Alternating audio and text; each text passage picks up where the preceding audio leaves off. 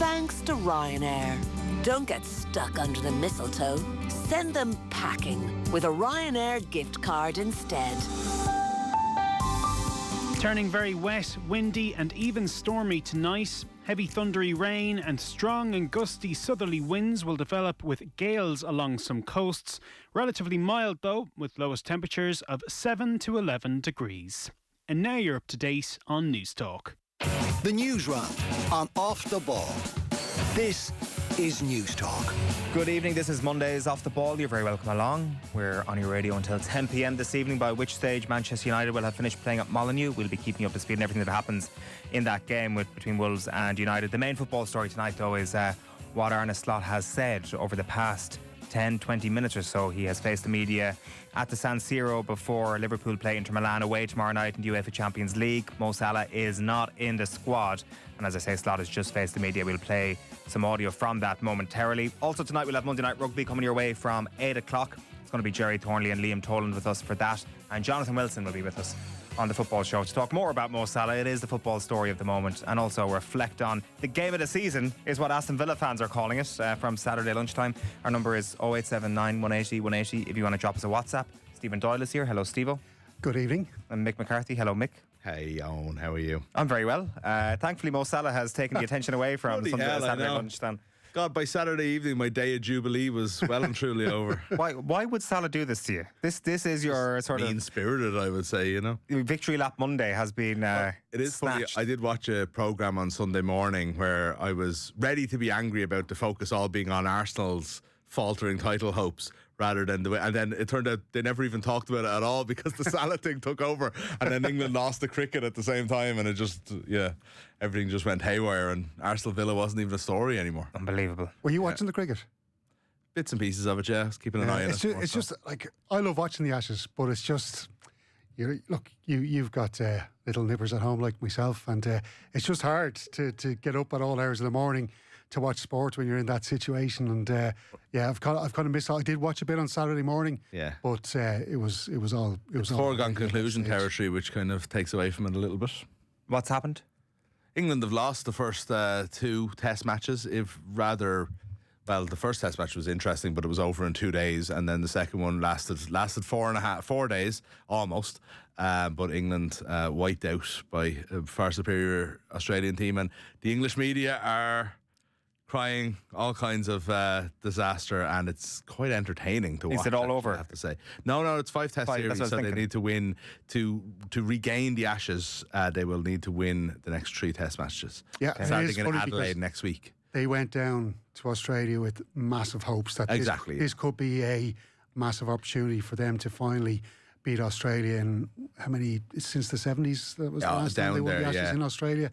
So they went down with massive hope that Bazball was going to overcome the Australians, but and the Australians were down a couple of big players going into this Ashes edition. But, so after complaining that the English media didn't give Aston Villa enough airtime, Mick McCarthy has started talking about the Ashes on his own programme. That's Steve-O's fault. Sorry. No, because I think the Ashes stuff is very, very interesting. No, it is. And especially their reinvention of the game and how it looks like it's not working, and that's made the media so angry in their own way.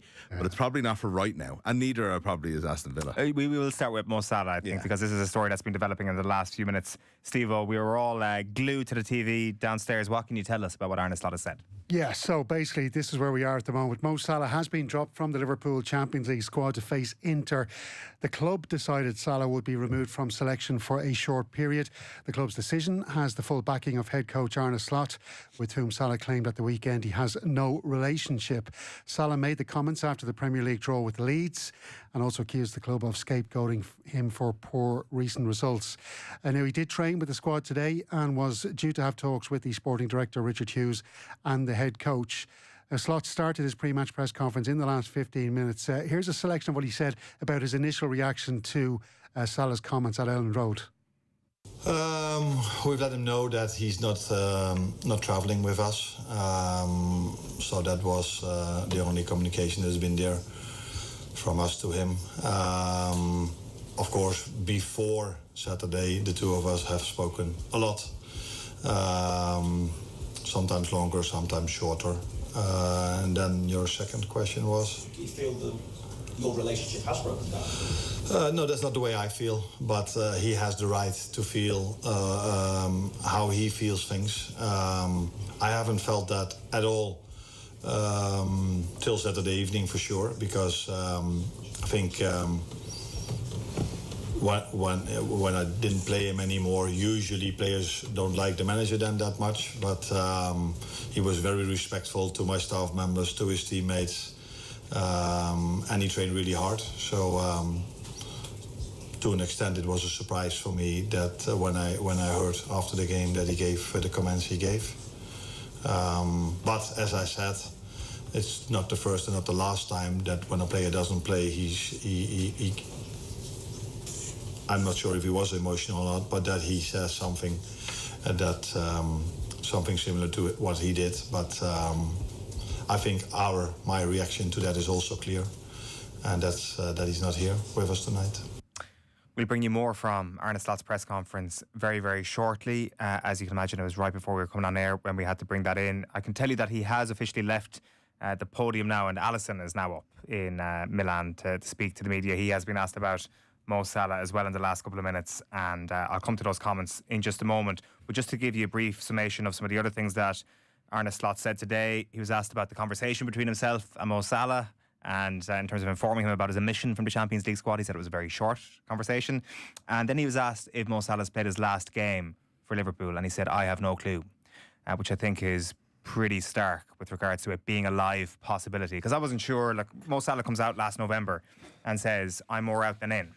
And there's a little bit of a boy who cried wolf about it in terms of what I was thinking. And I was thinking, is he being a little bit dramatic that Brighton could be his last game? Is he just trying to kind of overblow the situation and he'll be back in January, February, and everything will be fine? Maybe he'll leave in the summertime on much better terms. But after listening to Slot tonight, it now feels that is a live possibility. Just quickly there, because he did say, it's kind of confusing in a way, because he was asked about a possible return for Salah, and he says, I'm a firm believer that there's always a return for a player. His reaction to being told he was not going today, it was a short one. And then he followed up with what you said. As he played his last game for Liverpool, I've no clue. I cannot answer this question in this time. And he wouldn't comment on the Brighton game. He said it's been a short window between the full-time whistle in Elland Road and me facing you today. I haven't decided anything about Brighton this weekend. So we'll see how things move in the next couple of days. What's really interesting is that the decision to remove Mo Salah from the squad before this game is a Liverpool hierarchy decision. It's not just an Arne Slot decision. One that Slot agrees with or backs, I suppose. Yeah, well, that was specified in the announcement today, was that this is a club decision that Arne Slot supports. And it comes back to the structuring of the Liverpool coaches and stuff. He's a head coach, and you've got a sporting director above him. It's almost a bit like the American model, where you've got the general manager. And look, maybe we might get a chance to talk about this a bit more, but Richard Hughes here, I think, is becoming an issue at Liverpool.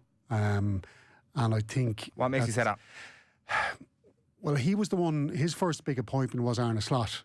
I was interestingly reading a piece by Jonathan Norcroft that he wrote in the Sunday Times in January, and he spoke about their first meeting, and he went to Arne Slot, and they met in Villa, where he has a mansion, and he had a 60-page dossier on Slot that he presented him with, and he basically told Slot, we want you as a coach because you make players better. That's what your whole, I suppose, your X factor is.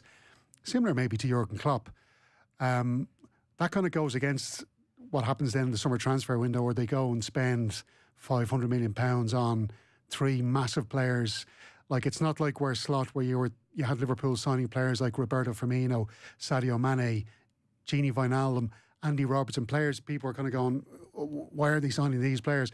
Well, they signed these players because they felt that these players could achieve better things if they were coached the right way, which Jurgen Klopp did really, really successfully. He did the same with Mo Salah, because Mo Salah, hadn't been doing the things that he did with Liverpool previously, with Chelsea and with Basel. He was good with Basel. But there just seems to be, I just think there's a massive disorganisation at Liverpool. And Richard Hughes, this is his first big job as a sporting director. Like Arne Slot, is he the right manager for Liverpool? Look, he went in, won the Premier League title. Johnny Heitinga then goes at the end of the season, he seems to be getting a lot of praise for what he did last season and being that bridge between the players and the coach. Then he's taken out of the picture and it all seems to fall apart. You'd also have to question why the club allowed Mo Salah to give the interview on Saturday. He was an unused sub. He never gives interviews after matches. The last time he gave an interview was in November when he wanted to get something out about his contract not being sorted out. You can't stop a player in the mix zone, really, can you? Well, like you can see the press officer in one of the angles. He was there. He's there with his head in his hands. He knows exactly what he's doing. He's launching grenades. Surely he can go in and stop and say, look, you know. How would that look on behalf of the club? How does it look anyway? But this is the thing. I said this is all. Then you ring up James Pearce. I don't know if James Pearce is his go-to journalist. Well, he rings up Jurgen Klopp wasn't a fan, was he? So. You get that message out somewhere. I think stopping him in the mix zone would have been a bad look. You'll get your message out. It'll be Instagram statements. Do you not think though that so you asked me about this yesterday morning? I'm going to say I was on Salah's side all the way through last season, and I thought the way that it was a no-brainer to sign him up. He wasn't asking for he's asking for an astonishing amount, but he had earned that, and it was I thought a far more straightforward decision than the club had made it out to be. And he was probably within his rights to play it out in public a little bit because that ultimately was the factor in getting it done. I thought Saturday night is an out-of-order way to do things. And actually, that's one of the things. Slot gets a little bit more honest as that goes on. And he is asked at one stage, does he have the right to complain? He has the right to complain. He doesn't have the right to say it to the press. And it was kind of the most straightforward answer he gave. And they've obviously punished him for it. Could they have downplayed this slightly? Who? The club? Liverpool. Yeah. Is this something that needed a nuclear option and needed a big statement today about him not travelling and not being part of the squad? And, I know, but I just wonder, is Salah coming from more than just being left out of the team? Why was he not brought on against Leeds? But you see, I don't mind him being left out of the team. I think it was probably time to try it a little bit without him. But they were winning. They were winning 3-2. They were winning 3-2 late in the game. They were 2-2 at around the time when you'd say we could probably do with a bit of Mo Salah here, and he scores. He's always scored against Leeds. It's one of those. It's one of the lower teams of the Premier League that you would still think Mo Salah would find a bit of space against. It didn't make any football sense not to even bring him on. So therefore, what's actually at play here? The club made a signing that was kind of against their. You would think, given how long it took them to do, it was probably against their better judgment. Probably under fan pressure.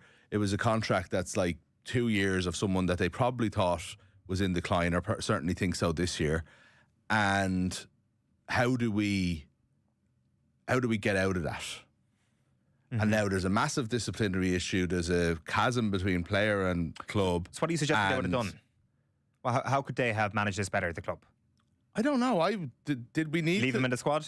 I don't know really, but I kind of feel like statements and everything like that. Is this not this is an internal matter that will be dealt with between Mo and the club? Or, and that's your statement. You don't really say any more than that, because this is just it's not as if he said anything that was needs FA punishment. It's not an internal matter once Mo Salah stops in the mix zone. How we deal with it is an internal matter. Well, the comments that he made, I feel like they poured fire on it. The comments that he made gas on it. Did undermine Slot, because at the same time Slot's given his press conference and kind of downplaying Salah's omission from the team for the last 3 games. At the same time, Salah's speaking to journalists saying that I have no relationship with this guy, we haven't spoken, and yet it's completely contradicting what Slot is saying. So it makes Slot look really bad. So in that sense, because he's a club employee, Salah, they've got to discipline him. Where do you two stand on whether a player, a legendary star player, deserves special treatment? I don't mean being left in the team, but if you're Mo Salah and you're going to be dropped all of a sudden, having not really been dropped for 8 years or whatever at Liverpool, do you think he deserves to be called into the manager's room, to the office, and have a conversation about how things are going this season, and we're going to try a diamond? And to be honest, at the moment, I need to see how this team operates without you. Yes. And that doesn't seem to have happened. No, and I think that's established that hasn't happened. Now, I think that might be as much to do with Arne Slot and his methodology and his Dutchness. That's to not to be stereotypical about it, but that's how it comes across to me. That he is just no interest in can't have those conversations, doesn't want to have those conversations. I think that's part of being a manager, to be honest, is doing that and keeping someone like Mo Salah on board. I was listening to Andy Cole this morning on one of the BBC podcasts, and he just wouldn't accept the sort of the perceived wisdom that Mo Salah is completely out of line here, which I thought, which you clearly thought, which I'm sure you thought, Steve-O, when he comes out on Saturday. Thinking it less and less, though. Yeah, that's the thing with me as well. And like when I first heard Cole said it, I was like, what are you talking about? But as the days got on, I'm like, do we need to hear Salah out here a little bit? Like, are we saying it's 100% his fault? Sure, he deserves, 80, 90% of the blame here. The way in which he's carried himself, especially in the mix zone after Elland Road, is pretty poor. But also, what's led to this moment? I don't think it is just being dropped. I think it's how it was communicated to him. And also the facts, that it's been, what is it, 3 games in a row where he hasn't played? Unused sub, exactly. And I would also question, is Mo Salah a bigger problem to the Liverpool team currently than Cody Gakpo? So the first game he gets... Who never misses a minute even. So the first game he gets dropped for is, West Ham. Mm-hmm. And they win that game. So you're like, okay, great, there's the problem. But then the second game is against Sunderland, and it's like, oh wait, maybe Mo Salah's not the problem. Should have lost. And then the third game is against Leeds. It's like, actually, Salah's not here again, and they haven't lost. Well, and maybe Salah's not the problem. So, I can actually understand a little bit of it. Granted, it's Monday, 48 hours on, so we've got to the stage now where we've gone on this journey where we're trying to understand him a little bit more. My reflex to this on Saturday was not what I'm saying right now. Me too. But on Monday evening now, I'm starting to think, do we need to listen a little bit more to what he said, or maybe try and find out a little bit more about what he's experienced? Yeah, and sorry, Eoin, it does go back to Richard Hughes again, because the issue with Liverpool isn't the attacking players. Really, look, they still haven't gelled properly, but they're still scoring goals. The issue is the centre backs. And Mark Gahey was in a hotel with his family on transfer deadline day, waiting to sign for Liverpool, and he could have signed early in the summer, but they were arguing over £5 million. That's Richard Hughes' job. It's his job to get that deal done and get him into the squad. And then they sign a young Italian defender, 18 years of age, from Parma. He gets injured. That's bad luck. But he wasn't going to be the backup centre half to Ibrahima Konate and to Virgil van Dijk. And the other thing is the contract of Ibrahima Konate. He is a brilliant centre back. We've all seen him playing brilliantly. We saw him in the Aviva Stadium playing for France against Ireland. He's a brilliant centre half. But his form has gone totally off a cliff this season, and I think he's been totally distracted by this Real Madrid situation. We're led to believe that he's in a similar situation to Trent Alexander-Arnold. He's trying to run down his contract to go to Real Madrid on a free next year. So it was up to Richard Hughes to go to Konate last year and say, here's a contract, we want you to sign this. If he doesn't sign it, well, then you're kind of going, well, then there's an issue, because have Real Madrid nobbled this player as well?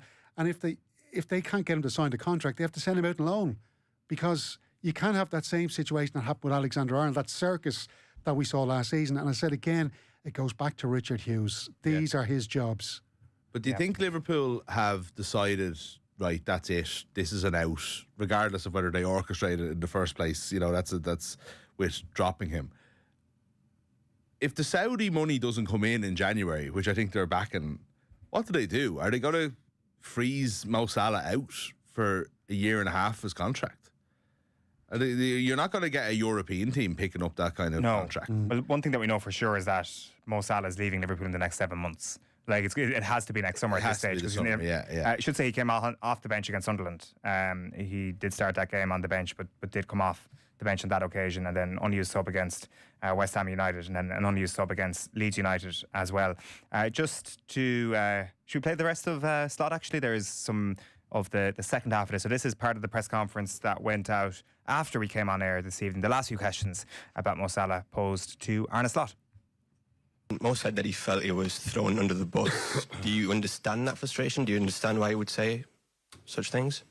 Then I should know what he exactly means with it. And that is difficult for me to know what he exactly means with it, and why he says this, and who he's referring to. And so you've not had that conversation? No, not what he meant with those words. No, we just. So I think usually I'm calm and polite, but that doesn't mean I'm weak. So if a player has these comments about so many things, then it's about us as a club to react, and we reacted in a way you can see now that he's not here. Is it about me not playing him? Yeah, then the answer could be, what could I have done differently playing him? But maybe that's not the reason why he thinks and feels this way, and he has every right to feel what he feels.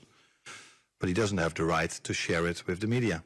He has that right, but then it's up to us to react on it. Salah mentioned that his relationship with you had broken. Are you on speaking terms? Yes, we were. Yeah, but it doesn't mean we were always agreeing on things. But I spoke to him twice in the week before, in the 2 days before Leeds. Have you spoken to him since Leeds? No, I already said that a few times. Yeah, he was on the training ground today, and I told him that he didn't travel. Yeah. But that's not speaking to someone, in my opinion. Yeah, that is speaking to someone, but it's not having a conversation in your room. But I had that twice in the lead up towards Leeds, one a little bit longer and one a bit shorter, but I'm not going to go into the details. That's going to be the next question. But So just to clarify, you mean when you say you spoke, it was just to the group and he was there? Is that what you mean? Yeah. Yeah, but not specifically like... Yeah, I communicated towards him that he wasn't travelling. Okay, I hadn't realised that. Yeah, I was making sure. I had just heard that on the way up to the studio, and I wasn't 100% sure if I'd got that right. But I think that's massive. Like, again, that goes back to what I was saying about before he was left out of the team. His punishment of not being in the inter squad isn't even communicated to him. It's just like, here, Mo, you're not in the squad because of what you did. It's a real kind of like show you up in front of the crew sort of style of management. You know, it's not to even say it's wrong. I just think it's important. Loads of reaction to this, as you can imagine. 0879 180 180 is our number. Nigel Gallagher has been in touch to say Mo Salah and his agent use the media when it suits them when angling for a move or a new contract. I'd say it was premeditated. Slot has to prepare for a future without Salah. Salah wants either a move or a future without Slot, and a manager that builds a system around him. Look, Nigel, you're 100% bang on there. When he stops in the mix zone, you know something's about to go down, and you know that Mo Salah's going to try and serve Mo Salah. That doesn't necessarily automatically equals that he's immediately wrong about everything. It's not new. And also, you don't owe, like, I mean, I as a journalist, I feel precious about these things, but like, we are owed nothing in that mix zone. You've stood in that mix zone after plenty of Premier League games, Steve-O. The players don't owe you anything. If nothing's happening, you're only getting Virgil van Dijk. No, it's important though to say that, like, Mo Salah used the media. Like, you say that as if it's some sort of mortal crime. Think of Eamon Dunphy's Ron Little rant, right? What's a big part of that conversation? They have an argument about Roy Keane using the media to get a new contract, and Dunphy's firing back that Vieira is doing the same thing at Arsenal. Yeah. This is just what players do, you know? Yeah. Dermot Keenan said he came on at half-time against Sunderland and had zero impact whatsoever, so Slot used other options against Leeds. Slot could have dropped him ages ago, but gave him the chance to find form. Plus, he knows Salah's gone for ages with the AFCON, so needs to find a formation to suit the new players. That's a good point. Ekitike should feel the most aggrieved, as he was excellent on Saturday. And also elsewhere in Slot's press conference today, I think it was unprompted, he brought up the formation and talking about a diamond in midfield. We'll speak to Jonathan Wilson later on about, you know, the tactical implications at Liverpool at the moment. And maybe there's a tactical reason why Salah's not in Slot's current plans. Maybe he's just looking at a different side of play. And it certainly seems that that's what Slot's saying as well today. All in the Game says, yeah, that conversation should have happened between Slot and Salah. It's not a young academy player he's dropping. At the minimum, Slot should have had a decent conversation with Salah before doing what he did. Dermot Keenan again says, just watching Slot's press conference live, and they had to tell the press no more questions about Mo Salah and ask questions about the match against Inter. I mean, we did go deep on the Liverpool press conference earlier. I can tell you that the holding music on the Liverpool YouTube page before press conference starts is an absolute banger. They've gone for a brilliant house track on it, and I'm a big fan of Liverpool on YouTube right now. Also, the empty chair on Sky Sports News. Oh my God, that's how you knew it was a big press conference. They went live to an Inter Milan branded leather chair at one stage, waiting for Slot to sit in it. John says, lads, Arne Slot has lost the changing room. The game's up for him. And Patrick says, Arsenal have a shocking result. City and Villa are now within striking distance, but Liverpool are still the story of the weekend. How bad can the season get? I'll tell you what can happen though. Manchester United can go and lose to Wolves today and take it all back. Right, we will bring you the team news from Molineux and the rest of the day's stories, and we will, of course, let Mick do his victory lap at some stage this evening after the break. Off the Ball on News Talk. Across the world, millions of children are going to bed hungry, their parents promising food that may not come, just so they can fall asleep. It's a heartbreaking reality no parent should have to face. This Christmas, you can make sure food is coming. Please support Concern's life-saving work by donating now at concern.net. Thank you. Ma aon tú bula gáis sa bhaile nó ar an troid, ná tuairneamh ordair. Oscail frinneoga agus doirse, ná catabach, ná bhópáil, ná húsóid lásar gan chosint. Ná díflogóil lás ná muach éon rud leictrach, muach an gás ag an méidir. An sin is cum a cén solóirí gáisitá agad cuirgléad líonraí gás éireann ag 1825. Té chuig gasnetworks.caí chun seatscáilein de na céimeanna a hábháil de gléas, agus a roinnt le de chorda agus de winter. The Irish Independent doesn't just bring you the big stories shaping Ireland. We bring you closer to home too. Go to local news, select your county, and see the stories written all over Ireland and your community. Irish Independent. Written all over Ireland. Experience Ireland's best with Go Brakes. Feel the exhilaration.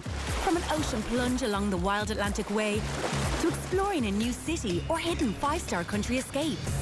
With amazing offers on bed and breakfast stays, family deals, or even dinner plus bed and breakfast getaways, you can relax, unwind, and plan your next break for less. Go experience, go explore with Go Brakes, as recommended by News Talk. Go Brakes. T's and C's at gobrakes.ie. Who's making something wonderful at Lidl this year? Hi, I'm David Brett from Oak Park. We pride ourselves on supplying award-winning hams to Lidl each Christmas. We select Board Bia quality assured Irish pork. We naturally smoke them using beechwood chips. Oak Park's Board Bia approved ham joints from $9.99. Lidl, more to value. Galvin Tullamore, styling the men of Ireland since 1949. Find the perfect gift this Christmas in store or online at galvintullamore.ie. News Talk's Christmas Cash Machine. Now, the Christmas cash machine is here, and there was €250,000 won last week. And believe it or not, there's going to be an even bigger amount won this Friday. The number you need to know is €275,000 exactly. That's €275,000. And there are two ways you can enter. You can visit newstalk.com/cash machine, where you can enter online, or you can text play to 57557. That's 57557. You have to get your entry in by 3 p.m. on Friday. Then across the Go Loud network of stations, someone will get that call. If your phone rings, you have to answer it within 5 rings. Give us the exact amount in euro and cent, and you'll win the cash. So remember that amount one more time. €275,000 exactly. Over 18s only. Text costs €2.50 plus your standard message rate to play. You're playing across the Go Loud network of stations, and terms and conditions are on newstalk.com. The IMRO award-winning sports programme. Off the Ball. This is News Talk. You're welcome back. It's Eoin, Mick and Steve-O here in studio. And Steve-O, it's time to continue the news round with the rest of today's football news. Yes, indeed, Eoin. Of course, there is a big game on tonight in the Premier League, finishing off this weekend's round of fixtures. Manchester United away to the Premier League's bottom team, looking to turn their form around. Wolves entertaining United side that has won just one game in their last 5 matches, of course, drawing last Thursday with West Ham at Old Trafford, just days after that home defeat to 10-man Everton. And Wolves have beaten United home and away in their last 2 Premier League meetings, but they've had a disastrous start to this season, winless after 14 matches, anchored to the bottom of the table. Rob Edwards taking charge for just the 4th time of this Wolves team. No big team change of note in that Wolves side. Sam Johnson, of course, playing in goal, the former United Academy player of will no doubtably put on the performance of a lifetime tonight against United, who just show one change from that game against West Ham. Mason Mount comes into the attack. He's leading the line there ahead of Cunha and Mbumo. Dallo and Diallo, the 2 wing-backs. Casemiro and Fernandes in midfield. Shaw, Heaven and Mazraoui, the back 3, with Lomans in goal for United. That game kicking off at 8 o'clock. Just an interesting story here about the drinks breaks at the World Cup. Or sorry, I should give you the FA Cup 3rd round draw before we go into that one. Let's see the ties of note. Wolves at home to Shrewsbury Town. Aston Villa are going to be away to Tottenham Hotspur. What a draw for the villains there. Premier League team every year without fail. Wrexham will be hosting Nottingham Forest. Chelsea away to Charlton Athletic. Man City at home to Exeter City. West Ham will be hosting Queen's Park Rangers in their game. Brentford, Keith Andrews Brentford going to Sheffield Wednesday. Fulham will be at home to Middlesbrough. It's Everton Sunderland in an all Premier League tie. Liverpool will host Barnsley in the 3rd round. Arsenal are going away to Portsmouth. Leeds United will travel to Derby County. And what else have we got there? Newcastle United hosting Bournemouth, another All Premier League tie. At Crystal Palace, the holders are going to be away to Macclesfield, and the aforementioned Manchester United hosting Brighton. So plenty of All Premier League ties in that FA Cup third round. Next 83 final, of course, Steve. Indeed, Michael, for some of the older listeners there. The World Cup next year, we're going to have quarters, I suppose, in honour of our American hosts. Every 2026 World Cup game will pause for 3 minutes to allow for a hydration break. The new measure, which will essentially split matches into quarters, was discussed at meetings with coaches and broadcasters at the weekend. The proposal received significant support from all parties, including FIFA's medical team. I'm going to need it in Mexico City. Breaks, I wonder. Yeah, well, Ireland, they're going to be playing like 3 o'clock in the morning or something like that. So Irish time, yeah, which is pretty late, even Mexican time. Like, it's a very late kickoff time for even locally. So hopefully it'll be a bit cooler, at least, seeing that we're all going to have to get up and I was like bleary-eyed. When Ireland definitely qualified, now that we've all marked that off. It's I was like 14, 15 for USA 94, and it was quite a novelty getting up at the early hours of the morning to watch matches. But when you've got responsibilities as an older man. Did we have any late games though?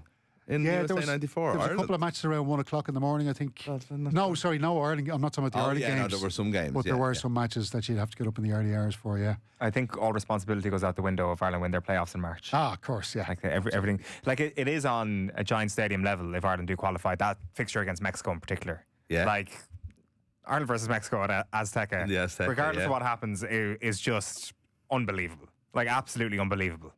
I mean, I'm so excited about this thing that might not happen. I don't want to get excited on you. I actually got giddy there for a second when watching your giddiness. We've 2 matches to win before we get there. It's not even the memories you make along the way. It's the imagination about the memories and making things up in your own head that this might actually happen. Will the man in the yellow hat return? What's that? Will the man in the yellow hat return for that game, you know? Nathan Collins with the peak cap down in the Azteca. Poor Elhamer Hallgrimsson, like whatever with the Irish players, he's from Iceland. He will melt. Oh my goodness. What's he going to do? Will we get out of this group, Steve-O? This group that we're definitely going to be in? Look, listen, all I'll say is we're going to have months and months now of no great shakes chat in relation to our 3 opponents. Yeah. We haven't a great shake to face between now and the second round. It's amazing, really. Like South Africa aren't, like we're South Africa, a great team, but like South Korea is, they're always going to be a good side, and Mexico are the last 16. They've never got past the last 16, but they're going to be home. They're the hosts. They're going to have a huge home support, and they're going to be playing in the kind of weather that they're used to. So we're not going to have a hope against them, really, are we? Imagine.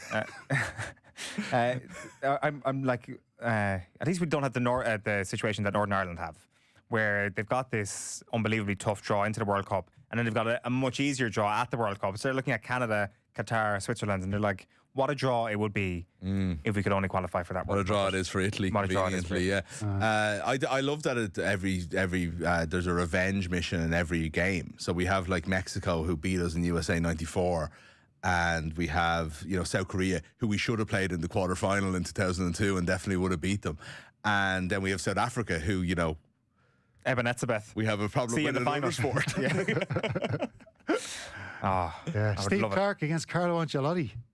Unbelievable. Brazil, Scotland. Yeah. Can't wait. Shades of 98. That is the group. There's a lot of very, very entertaining groups, which hopefully we won't be watching as neutrals come next summer. You're going to move on to rugby, Steve-O?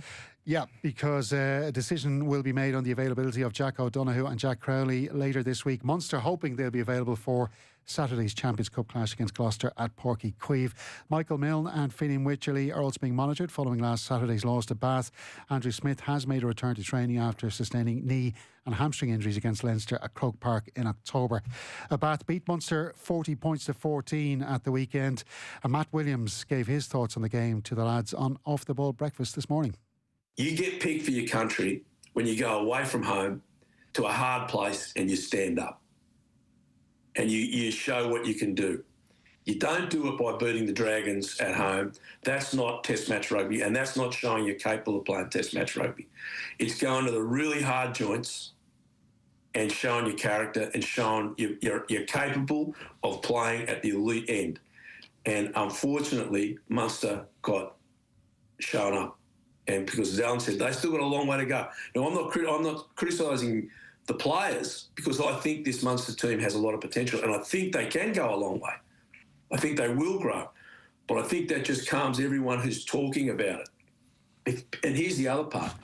If you can damage players by putting them in too early, you can really damage players. And that Munster pack, if they go away and they say, righto, we got beat up, that's not happening again. So this is around the Ireland conversation, obviously, the fact that there should be more Munster players in the Ireland squad, and that's been disproved by Bath, I suspect, is the context of that conversation. It just, look, I usually kind of agree with Matt, and I see where he's coming from here. I just think it's not a like-for-like conversation. It's like Munster as a team have a long way to go, and I think we're, without... Probably, we actually, you said to me who's the most important player on any Irish team last week on the show. You said it's Tadhg Byrne. I said it could be Jack Crowley, and it was before I knew he was injured this week. It's a big loss to Munster. It's a big, JJ Hanrahan I thought played well, but it's a big drop down. But at the same time, I think the general point is right. Munster have a long way to go to be consistently at the top table. Now, they haven't just beaten the Dragons at home. They did beat Leinster in Croke Park this year and beat them well, and they've had good results. But I think the general Irish talk is, I think that's too simplistic. Munster don't have the team that Leinster have. They don't have 15, 20 international level players. They have less than that. But the performances of Munster players who are good enough for Ireland, how Munster do as an overall thing is incumbent on them, but also the players that aren't good enough. Nobody's saying that they're as good, a representative team should be picking the best players collectively. It's not an idea of Leinster have the most good players and they're the best team, so we'll just pick the Leinster team and they'll represent Ireland, and that's how we'll go. I just don't get it. I really don't. I think everybody knows that Munster are carrying a few players still that maybe need to get to that next level. But that doesn't mean that the ones that are shining for them aren't good enough for Ireland. I don't see the connection. I actually don't see the connection. What did he make of this on Saturday? It was very disappointing. Bizarre first half, in a sort of very grim way, and this could have been a real annihilation on the scoreboard. And I'm not sure why that didn't happen. Maybe it's it's simple as this: that when Tadhg Byrne's not on the pitch for Munster, they are unbelievably vulnerable, and also down to 14 men for that 10-minute period. And actually, when they have them on the pitch and it's 15v15 in those conditions, it was just one of those games that was never going to break one way or the other. Now, to be fair, I don't really. Yeah, I think they lost the game 15v15 as well by a margin. I would say it's more to do with the fact that the game was over after 15 minutes, and they capitulated, and I think everything after that is somewhat irrelevant. If you're looking to see what Munster would be able to do in a closer environment, I thought some of their attacking play was incredibly pedestrian. Even outside of some set piece issues and so on, I thought they're moving the ball across the back line was so easily defended. Thought the kicking was poor.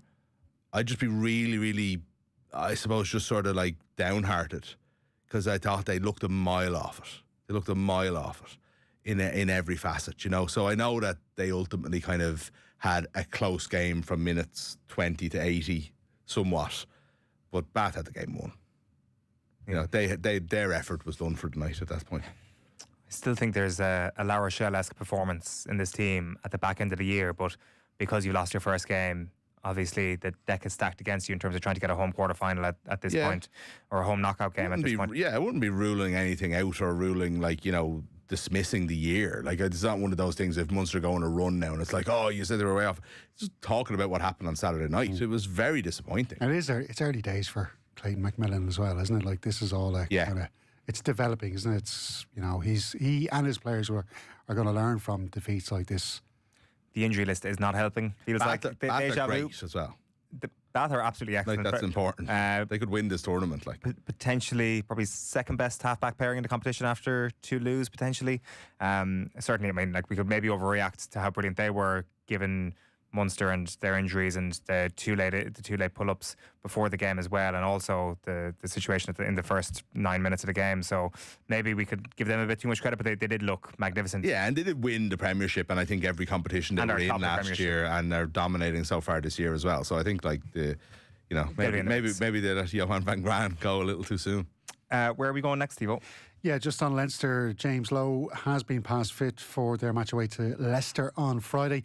Jordan Larmour has been ruled out with a hamstring injury. Orgy Sneeman is a doubt with the shoulder issue, while Gary Ringrose, who came off a cramp in their match against Harlequins, is also suffering with a knock and is a doubt. Will Connor's back training after recovering from an arm injury that kept him out for 6 weeks, and he may be available for the European tie. Connacht, of course, playing yesterday in the Challenge Cup. They let a 21-point lead slip to suffer defeat. They could only hold on, the visitors couldn't hold on to lose 24-21 to the Ospreys. Connacht went down to 13 players in the second half, allowing the hosts to come back. Very good. What's next? Yeah, on motor racing, Alex Dunne will be racing in Formula 2 next year. The Offaly teenager confirmed he will remain with Rodin Motorsport for a second season. Dunne landed 2 race wins and 8 podiums over the course of his rookie campaign to finish 5th in the championship standings. Meanwhile, Lando Norris became Britain's 11th Formula 1 world champion after finishing 3rd at the Abu Dhabi Grand Prix. Max Verstappen won the season-ending race, but it wasn't enough to successfully defend his title. It was kind of... Sorry, it was one of those ones that was both exciting and an anticlimax at the same time. It did feel as though once they got through maybe the second pit stop, there was kind of nothing going to stop it being 1, 2, 3 in the order it would have to be for Norris to go and win the World Championship. But it's funny, like they did, like if it was one race longer, Verstappen would have won from it being an insurmountable thing, like only in the summer. It was completely gone. Like this was McLaren's all the way. So they get it, but I don't know, how much credit do you get when you limp over the line or just fall at the, just get there by the bare minimum. I don't know. They seem to be enjoying it in the celebrations anyway, I have to say. Yeah. Lando Norris's mum was the absolute star of the celebrations, I have to say. Oh yeah? Oh yeah, big crier. Right, okay. Very emotional. Nice moment. It did seem that Verstappen was the one of the happier people around the place yesterday. I know he's won the race and all that, but certainly when you're kind of being predictive for next season and who's actually taking the most out of the run-in, it feels that he's come away with a lot of credit in the bank and is he was pretty happy in everything that he said yesterday evening. You're moving on to the GAA? Yep, because we've got Dublin Kerry head-to-head on in the All-Ireland Club Football semi-finals next month. Dingle, of course, crowned Munster champions yesterday and will now face the 2015 All-Ireland winners Ballyboden St Dendas in the semi-finals. Kilcoon Scottstown will play their Ulster final next week, with the winner facing St Bridget's in the other semi. Conor Gainey was the hero for Dingle as they were crowned Munster football champions. They won their first title at the grade by beating St Finbars of Cork by a single point.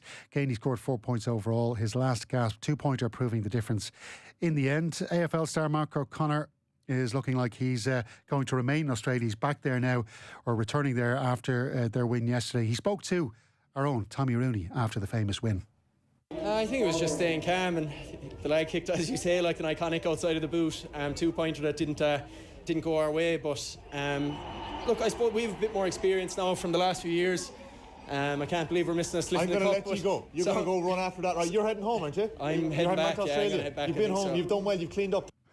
Yeah, he certainly did. Cleaned up. I have to say, I was on the club beat for many years. They're the hardest interviews sometimes to do, those club post matches, because you don't want to take them away from the celebrations. And you could see Mark was talking to Tommy there and realised, oh, hang on a minute, I'm missing the cup lift here. But anyway, yeah, fair play to him. It was confirmed by the manager yesterday that it's looking unlikely he won't be around for the semi-finals in January. I wonder how Geelong feel about him his entire off-season playing high-level sport. Well, they apparently, game by game, they've had to get permission from Geelong just to say that it's okay that he plays. They're probably being nice about it, but I wouldn't say they're delighted.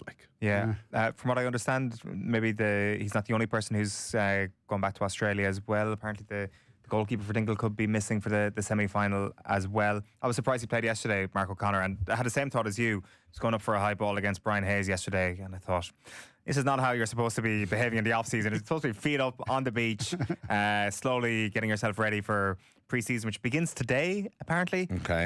So he's definitely gone. I mean, it would take quite a story that's given to your employer if they were to allow him to come back next month. So I'd say that the Mark O'Connor thing is done. But this was an absolutely extraordinary game yesterday afternoon in Thurles. Stephen Sherlock, who didn't play this year for Cork, who is coming back next year, just put on an absolute clinic. He was unbelievable. He scored 16 points in the game. It's an absolute joke. I think Dingle tried 3 different men on him, and the story was that Stephen Sherlock powers St Finbarr's to Munster glory, and they're going to be up against Ballyboden next year. And then one moment that St Finbarr's will never forget, and that, to be fair, Dingle will never forget either, one of the biggest refereeing decisions of the year. I mean, the rules are the rules. The referee deemed there to be a situation where the Finbarr's man held up the Dingle man, didn't want to give the ball back. And there's a reflex there that referees have been giving that free all throughout their careers.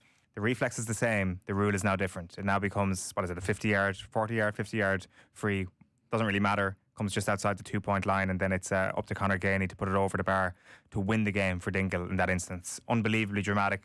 Finbarr's probably the better team. The better team probably lost on the day, but it was just an absolutely extraordinary conclusion to what was a brilliant, brilliant game. It's hard when something like that decides the game, because I think ultimately giving the ball back to the player, I always thought was a bad wording of that rule, but ultimately the stopping cynical delaying is a good process. But it's almost too big a punishment to be the last kick of the game. Especially when it's like, we're still not used to 2-pointers being a thing. It's still very early in that story. So suddenly it's like, you go from being a point up to a point down because of a free given away. You give away a free, like in your own 45. Yeah. Do you know what I mean? That's a big old punishment. And it's not to say that anybody did anything wrong either. No, the referee can't be thinking about the consequences when he's giving a free like that. Of course not, no. That would be worse. That would be worse. However, if common sense, if there was a pause and everybody came together for a bit of common sense, maybe they would all agree, listen, take your free from where the original infraction was. You've got 20 seconds to find your equaliser or your winner from open play. But look, he just applied the letter of the law, and he thought it was a foul, and he thought it was being held up, so that's the way it went. But unbelievable stuff. Shall we listen to Jimmy Barry Murphy on that decision? He did speak to our own Tommy Rooney yesterday as well. Jimmy Barry Murphy, the manager of St Finbarr's. Jimmy Barry Murphy, that is, after such a great game of football and an exhibition from Finbarr's in lots of ways, such a cruel way to lose a Munster final at the end of the game. Yeah, well, that's the way it goes. Big games are decided on very crucial decisions at important times, but today is Dingle's day. They found a way back into the game when we looked to be in control, and I honestly thought today was some of the best football we played all the year. The only thing you could say probably in the last 10 minutes we didn't manage the game probably as well as we could have with the possession we had, and that gave them an opportunity then to get back down and get the score that decided the whole game. But as I said already, we had a great year, but today's Dingle's year of fairness. Yeah, unbelievably classy from JBM. I just think that is one of the most magnanimous kind of interviews I've ever given in my life. And even to not even just say, us Dingle say we can't talk about it, but even to say, look, we could have done more in the last 10 minutes. So few people have that perspective. I would have not. It would take me 2.5 years to find that perspective on a game like that, even if the referee was completely right. I just think it's such a hard way to be. And there isn't a bone in that man's body that isn't gentlemanly. Yeah, for sure. Great lad. I don't want to slip in your Kerry toes here now, but I'm told by a close family friend that the Festival of the Wren down on St Stephen's Day in Dingle is going to be wild. They're going to have the Kerry County Cup. They're going to have the Munster Cup down there. It's going to be the place to be. And Sam, potentially, who knows? Yeah, I'd say so. Will they be reining it in a little bit, because it'll be a matter of days, I presume, before the Ballyboden game? We will see. So Semple yesterday was incredible. I just find this part of the season, because everything is quite parochial until we get out of the counties. Once you get to provincial finals level, especially, things go up a notch, especially when you get the sort of conclusions that we got over the course of the weekend, because Saturday night in Croke Park was incredible as well. The headline was written, Ballyhale have done it again, they've won it late on. So for St Martin's to actually come and not only level the game and send it to, I presume it would have been extra time as opposed to a replay, but for them to actually go and win the game in that context, just like Dingle yesterday, was an extraordinary turnaround. Steve-O, you have the details on this. Yeah, absolutely. St Martin's Leinster Club Hurling champions for the first time in their history. The Wexford side outlasted the Kilkenny Kingpins. Ballyhale Shamrocks to win the final 24 points to 217. They'll face Ballygunner in the semis, with Loughrea and Slough Neil meeting in the other last four clash. Right, then we have time for a couple of more stories, Steve. Yeah, Louth's Bevan Duffy has retired from inter-county football. He served his native county for 13 seasons and was part of the Leinster Championship triumph this year. Louth's chairperson Sean McLean paid tribute to Duffy, describing him as a colossus for the county over the course of his career. In golf, the Live Golf Chief Executive Scott O'Neill is optimistic the tour will secure official world golf ranking points for players in 2026. He's told The Athletic he's hopeful they'll have it in place out of the new season starting in February. And Mary McMorrow is taking on the role of the interim CEO of Swim Ireland ahead of Sarah Keane's departure. Keane is due to join Cricket Ireland and will leave Swim Ireland at the end of January. McMorrow, who already serves as Swim Ireland's Chief Operations Officer, will begin work as interim CEO next month. Let's talk about the fact that we're a swimming superpower now. Yeah. Ireland's best ever international meet. Right. In terms of success and medals and stuff like that. So, like, Ellen Walsh gold with Daniel Whiffen. Oh, it was just brilliant. Like, you know, and it's just, it does feel like I heard somebody say, you know, that there's a sense of maybe this coming out of nowhere a little bit or building on the Olympics. But if you've been following swimming or you've been sort of, you know, up to date with this team, this is actually fully expected, and a huge amount of the team that performed and medalled are very young, under the age of 20. This is a competitive sport for Ireland going forward. Yeah. And yeah, like, I mean, obviously, there's a change of leadership there and all now that, like, we hope goes well. But the other thing, Mick, as well, is outside of the medals, up until now, like, there was a lot of national records beaten across the tour or the meet. So that's another indicator that this is all progress that this team is making. So the reaction to Mo Salah continues to roll in. If we don't get to your text, we'll get to them in the football show after 9 o'clock. At which stage, Mick, we're going to have to dedicate a good section of the football show to Aston Villa. I was going to say, when are we talking? Hold on, is the newsround over? What happened? I mean, I can't believe it's 7:53. Give us your 30 to 60 second feeling on Aston Villa right now. I mean, it feels like we should start at the end of the conversation. Are they title contenders? No, I don't think so, but that's fine. I don't need them to be title contenders right now. I am so... just considering where we were 2 or 3 months ago, I'm just so absolutely delighted, because we can get into the details and why I think that the Arsenal reaction is overblown and why they're going to be okay and so on. But from Villa's point of view, they went toe-to-toe in probably the best match of the season, and I thought both teams played very, very well. And that's what I can't get understand. Because other than the Man City performance in, like, what was it, December, a couple of years ago where they beat them, that's the only time I can remember Villa winning one of these big games where they played as well as, or the other team also played well, they were as good as them, and that's just a joy to watch. You know what I mean? When you're at that level and you're like, this is totally sustainable. There could be injuries, there could be squad depth, you know, not getting up for games like Wolves a couple of weeks ago where they were terrible. All that can come, but in terms of facing the big teams, it feels sustainable, you know. So that's where my 60-second thing. Where's the Buendia moment? Where does that rank in terms of this era of Aston Villa as a moment? For you? Oh, really high. Like, I mean, there's nothing like a last minute goal anyway. But I may have done an ill-advised knee slide in my kitchen. What's the floor in your kitchen? It's wooden. Yeah, it's kind of sore, but it's okay. Like, you know, it wasn't the end of the world. Risk of splinters there. No, it was huge. It wasn't like Troy Parity, but it wasn't that far off either. Yeah, I can imagine. Because do you know what it had as well, for anyone to see it? And I watched it, there's a Villa put up a slow motion thing, which is brilliant on the Instagram. It's like Arsenal have 3 separate blocks and can't get to the next ball each time. You know, so the first 2 blocks are brilliant, including the goalkeeper save. And then, like, so do you have what's made it brilliant was how long your heart attack was. So it was like, oh no, wait, what? You know, so it's like this all happens over the course of, like, you know, a good 8 seconds, which is a long time in that scenario. Yeah, and Buendia's on his arse at one stage in the passage of play, and he gets back up and puts it in the back of the net. Yeah. Amazing. As I say, we'll get to your text around Liverpool on the football show from 9 to 10. We'll be keeping a close eye on the Manchester United game as things develop. Just one last text before we wrap up. John, hallelujah, you finally talked about cricket. Bet you won't read this one out. Well, joke's on you, John. But on the subject of the Ashes, you described Australia as massively superior to England. Would it not be more accurate to say that the teams are actually quite even, but England are playing with the mentality of 6-year-olds? Yeah, I actually think that's a very, very good point. Yeah. Okay. Thanks, John. 6-year-olds. 087 9180 180. Back in a sec. Off the ball on News Talk.